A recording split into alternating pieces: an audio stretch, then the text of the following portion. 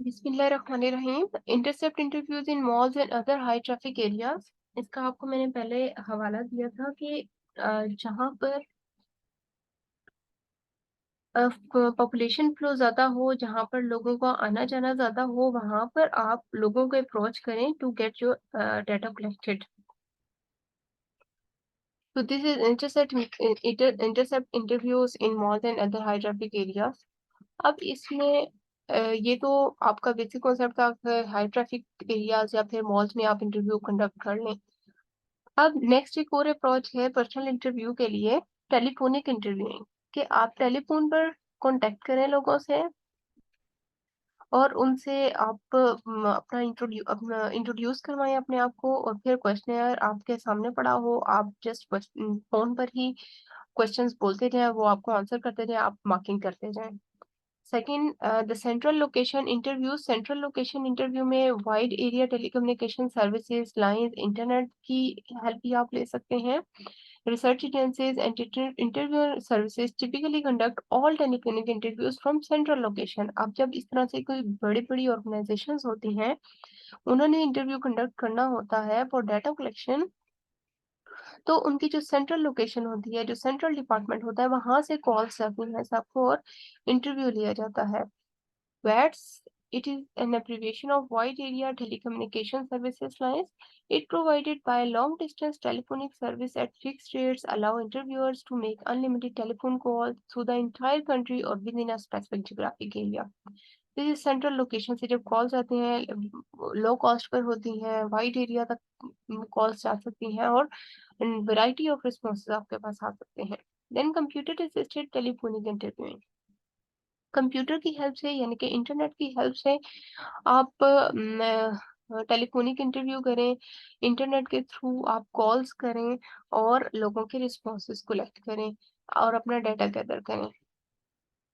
It allows the responses to telephonic interviews to be entered directly into a computer in a process known as computer assisted telephonic interview। के इसमें जो respondent answer कर रहा होता है वो automatically आपके कंप्यूटर सॉफ्टवेयर में एंट्री होती जाती है उसकी, और इसमें एरर फ्री आपके पास आंसर्स आते हैं।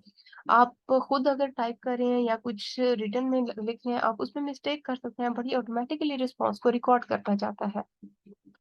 कंप्यूटर असिस्टेड टेलीफोन इंटरव्यू, तो ये हाईली रिलायबल भी कहला सकता है और सेंसिटिव भी। The strengths of telephonic interview. Telephonic interview की स्ट्रेंथ्स क्या है, इसकी एडवांटेजेस हम कह सकते हैं। टेलीफोनिक इंटरव्यू हाई स्पीड होता है, आप फोन से इंटरव्यू लेकर और आपके पास रिस्पॉन्सेज कलेक्ट हो जाते हैं। ये कॉस्ट सेविंग होता है, आप इस पर कम से कम खर्चा आ रहा होता है, आपका इनएक्सपेंसिव होता है। कॉल बैक्स, अगर कोई रिस्पॉन्डेंट रिस्पॉन्स नहीं करता, फ्री नहीं है, घर नहीं है, आप दोबारा से उसको कॉल करके आप उसका आंसर ले सकते हैं। Can use computer random digit dialing, और इसमें computer itself random digits dial करता है। जिस तरह से आपको शायद एक्सपोजर हो कॉल सेंटर्स का, उसमें कंप्यूटर से रैंडम डिजिट्स कॉल्स आ रही होती हैं और आपने कस्टमर्स को कन्विंस करना होता है फॉर इंश्योरेंस पॉलिसी। तो इसी तरह से कंप्यूटराइज्ड रैंडम डिजिट डायलिंग आप यूज कर सकते हैं for telephonic interview. Then expanded geographic area, आप वाइड ज्योग्राफिक एरिया तक अप्रोच हासिल कर सकते हैं, आप अप्रोच कर सकते हैं, सॉरी, जिसमें आप दूसरी कंट्रीज के लोगों से भी डाटा कलेक्ट कर सकते हैं अपना सैंपल कंप्लीट करने के लिए। It uses fewer but highly skilled interviewers. अब इसमें जो इंटरव्यूअर्स हैं वो कम नंबर ऑफ इंटरव्यूअर्स हमें चाहिए होते हैं ये इंटरव्यू लेने वाले, लेकिन हाईली स्किल्ड चाहिए होते हैं हमें, क्योंकि इसमें टेक्नोलॉजी का काम होता है, तो टेक्निकली स्ट्रॉन्ग पोटेंशियल वाले इंटरव्यूअर्स रिक्वायर्ड होते हैं। It reduce the interviewers bias, इसमें बायसनेस का चांस कम हो जाता है। Then better access to hard to reach respondents, repeated call backs, कि ऐसे रिस्पोंडेंट्स जिनको मुश्किल होता है अप्रोच करना, आप उनको रिपीटेड कॉल करके आसानी से अप्रोच कर सकते हैं। और फेस टू फेस अगर कोई शाय है, कोई आपको रिस्पॉन्स नहीं कर पा रहा प्रॉपर, तो वो ऑन कॉल आपको आसानी से रिस्पॉन्स कर सकता है जब आप फेस टू फेस नहीं होंगे। It uses computer assisted telephonic interviewing, और इसमें computer assisted telephonic interviewing process use किया जाता है जो कि एरर फ्री होता है, बायसनेस का चांस कम होता है। नेक्स्ट वीकनेस, इसकी वीकनेस क्या है। टेलीफोनिक इंटरव्यू की। Number 1, absence of face to face contact नहीं होता आपका। जब फेस टू फेस कांटेक्ट नहीं होता तो फिर बहुत से ऐसे कि अगर आपने फेशियल एक्सप्रेशन नोट करने हो, आपको उससे जज करना हो किसी बंदे को, तो आप वो नोट नहीं कर पाते। सेकंड, रिस्पांस रेट कम होता है पर्सनल इंटरव्यूज के कंपैरेटिवली। और विजुअल मीडियम लैक, ये जो आपने पर्सनल कम्युनिकेशन या पर्सनल इंटरव्यू के एडवांटेजेस पढ़े थे, यहाँ पर टेलीफोनिक इंटरव्यू है, आप फेस टू फेस नहीं करे, उसके ऑपोजिट सारे इसके डिसएडवांटेजेस होंगे। ठीक है, इसमें लैक ऑफ विजुअल मीडियम है, आप विजुअली कोई एड एड या कोई सैंपल या प्रोडक्ट बंदे को नहीं दिखा सकते in telephonic interview. Lack of visual medium, then limited duration, duration भी लिमिटेड होती है इसमें। Length of interview is limited. Respondent who feel they have spent too much time, अगर रिस्पोंडेंट को लग रहा है कि बहुत ज्यादा देर हो गया या वो बिजी है तो वो कॉल कट कर देगा। तो फिर ड्यूरेशन ऑफ इंटरव्यू लिमिटेड होती है इसमें। मेनी नंबर्स आर अनलिस्टेड और नॉट वर्किंग, बहुत से नंबर जो कंप्यूटर रैंडमाइज डिजिट डायलिंग हो रही होती है, बहुत से नंबर आपने अगर लिस्ट में भी बनाए हुए हैं वो अनलिस्टेड होंगे या फिर वर्किंग इन वर्किंग नहीं होंगे, बंद हो चुके होते हैं नंबर जिस तरह से। लेस पार्टिसिपेंट इन्वॉल्वमेंट, इसमें पार्टिसिपेंट्स की इन्वॉल्वमेंट जरा कम होती है। Then destructive physical environment, suppose आप ऑन कॉल है, कोई क्वालिटी सॉरी जो कनेक्शन प्रॉब्लम है, इंटरनेट कनेक्शन वगैरह डिस्कनेक्ट हो सकता है, जिसकी वजह से फिजिकल एनवायरनमेंट डिस्ट्रक्ट कर देता है आपके डाटा कलेक्शन प्रोसेस को। देन सेल्फ एडमिनिस्ट्रेड क्वेश्चनियर्स, हमने पर्सनल इंटरव्यू पढ़ा, टेलीफोनिक इंटरव्यू पढ़ा, उसके एडवांटेजेस डिसएडवांटेजेस पढ़े। अब हम सेल्फ एडमिनिस्ट्रेड क्वेश्चनियर्स की बात कर रहे हैं कि आपने खुद से क्वेश्चनियर बनाया और अब वो आप डिस्ट्रीब्यूट कर रहे हैं, आप उसकी बेसिस पर क्वेश्चंस कलेक्ट कर रहे हैं। मेल क्वेश्चनियर, और जब आप सेल्फ एडमिनिस्ट्रेड क्वेश्चनियर बना रहे हैं, आपने एक क्वेश्चनियर बना लिया कंप्लीट, और वो अब आप ईमेल कर रहे हैं लोगों को, ईमेल के थ्रू जब आप सेंड कर रहे हैं, दैट इज मेल क्वेश्चनियर। अब इसके एडवांटेजेस क्या है? ज्योग्राफिक फ्लेक्सिबिलिटी है कि आप ज्योग्राफिकली ब्रॉड कवर करते हैं, ब्रॉड कवरेज होती है आपकी, नंबर ऑफ कंट्रीज तक आप एक्सेस कर सकते हैं डिफरेंट पीपल्स को और उनका रिस्पॉन्स कलेक्ट कर सकते हैं। सैंपल एक्सेसिबिलिटी, सैंपल आसानी से आप एक्सेस कर सकते हैं, यानी कि आप सैंपल आसानी से जल्दी कलेक्ट हो सकता है आपका, कंप्लीट हो जाएगा sample. Self questionnaire saves time, इसकी वजह से टाइम सेव भी हो सकता है, आपका टाइम सेव हो जाता है, ज्यादा टाइम टाइम वेस्टेज नहीं होती। यानी आपने ईमेल कर दिया, नेक्स्ट पर्सन को जब टाइम मिलेगा, फ्री टाइम होगा, वो आपको रिस्पॉन्स कर देगा। आपने वहीं पर स्टक होकर जिस तरह टेलीफोनिक या पर्सनल इंटरव्यू किया था, उसमें आप इटसेल्फ अटेंटिवली प्रेजेंट थे to get to collect data. इसमें आपने जस्ट ईमेल कर दिया और रिस्पोंडेंट जब फ्री होगा, जब इजी होगा, वो उस पर रिस्पॉन्स कर देगा, फीडबैक कर देगा आपको। तो it saves the time as well as it also save the cost.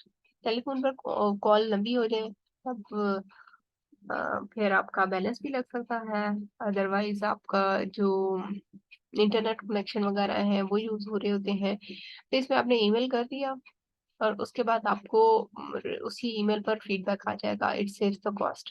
Then respondent convenience, इसमें जो रिस्पोंडेंट है, रिस्पॉन्स करने वाला है, पार्टिसिपेंट है, उसके लिए आसानी होती है, उसको उसी वक्त टेलीफोनिक या पर्सनल इंटरव्यू की तरह अटेंटिव होकर उस वक्त आंसर नहीं करना पड़ता, बल्कि वो जब फ्री होगा, आसानी फील करेगा, वो उसके अकॉर्डिंगली आपको रिस्पॉन्ड कर देगा, फीडबैक कर दे देगा। एनोनिमिटी, इसमें एनोनिमिटी मेंटेन रहती है, रिस्पोंडेंट की कॉन्फिडेंशियलिटी मेंटेन रहती है। इसमें स्टैंडर्डाइज्ड क्वेश्चन, जो आपने क्वेश्चन बनाया होता है उसमें आपने स्टैंडर्डाइज्ड वर्डिंग यूज की होती है, स्ट्रक्चर्ड क्वेश्चंस होते हैं, प्रॉपर्ली स्ट्रक्चर्ड क्वेश्चन आप ने रिटन फॉर्म में होते हैं और आप दूसरे को फॉरवर्ड करते हैं, स्टैंडर्डाइज्ड क्वेश्चंस होते हैं इसमें on mail questionnaire. Then disadvantages of mail questionnaires, इसके डिसएडवांटेजेस क्या है? रिस्पॉन्स रेट लो होता है, आपने रिस्पोंडेंट को शेयर किया, वो भूल गया, हो सकता है उसको टाइम ही ना मिले, वो रिस्पॉन्स ही ना करें, ये उसकी अपनी ओन पर होता है।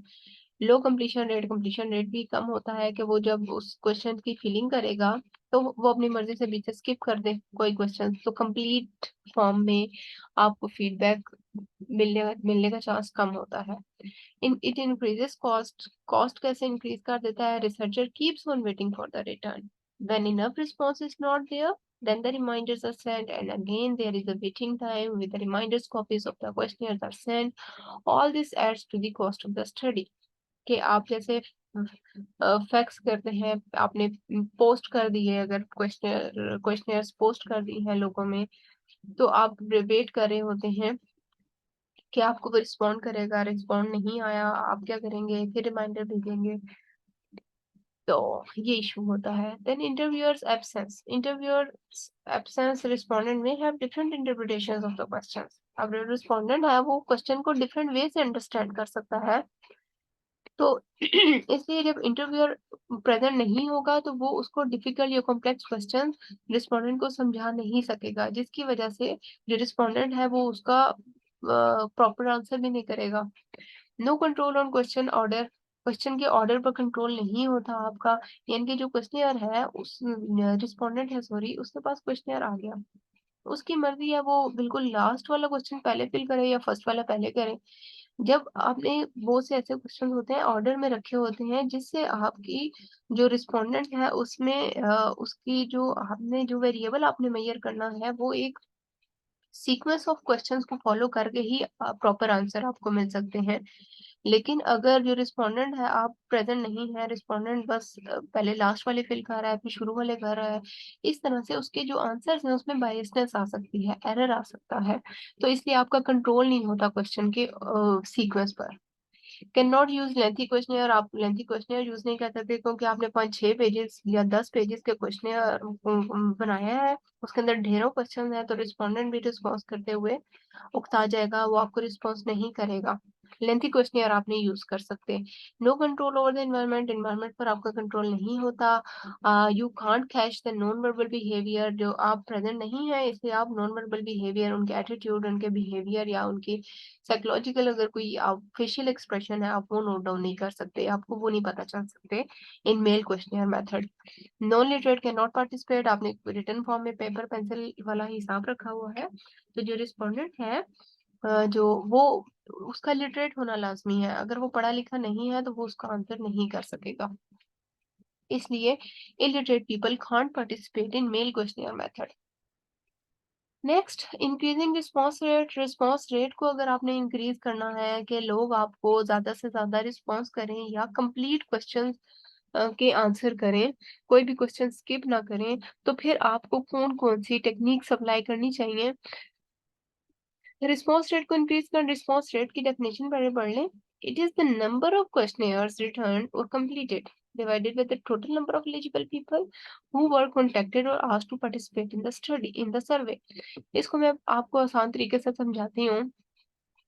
सपोज आपने जो टोटल क्वेश्चंस भेजे, क्वेश्चनियर्स हैं, डिस्ट्रीब्यूट किए थे लोगों में, वो आपने भेजे 200।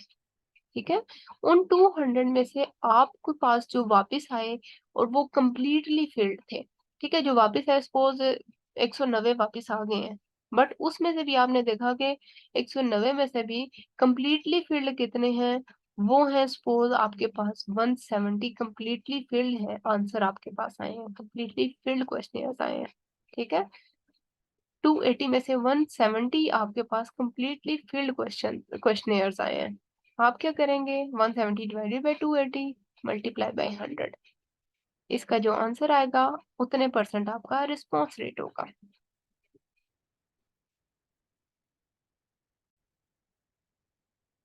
85%। इट मीन्स आपका 85% इज द रिस्पॉन्स रेट। अब रिस्पॉन्स रेट को इंक्रीज करने के लिए आप क्या क्या टेक्निक अप्लाई कर सकते हैं? नंबर वन, आप कवर लेटर।